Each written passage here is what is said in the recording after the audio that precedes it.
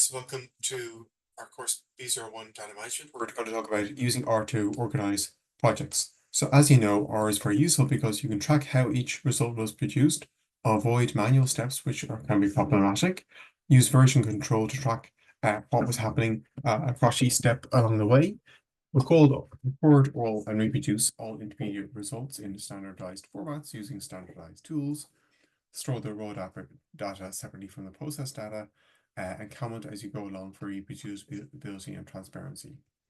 So this links to our discussion previously of creating folder structure and quickly organize a structure which can be based on things like time, chronology, project stages, the personnel, or the methods being used. And this means using more subfolders than you might have and think of intuitively.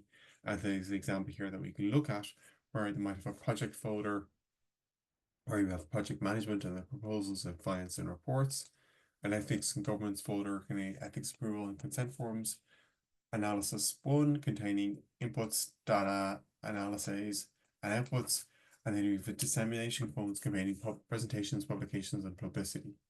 So this is one example, and then each folder should contain README containing discussing the details of each folder contents. Another example here is what we'll do in R. We'll create a project.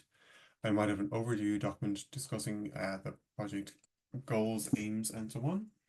I added the raw data then, and then our analysis then containing a series of R files. I made a report as well too.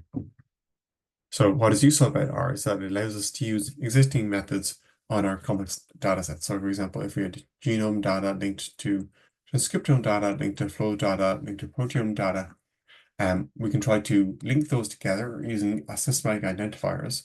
And that's what they do in this tidyomics paper. They try to use those systematic identifiers to manipulate the components that are present in a systematic manner. That involves converting data between long, wide, and nested formats, and then visualizing it with ggplot. So all these things are very, very useful and allow us to do more with this particular data set. So that concludes this short video on this area.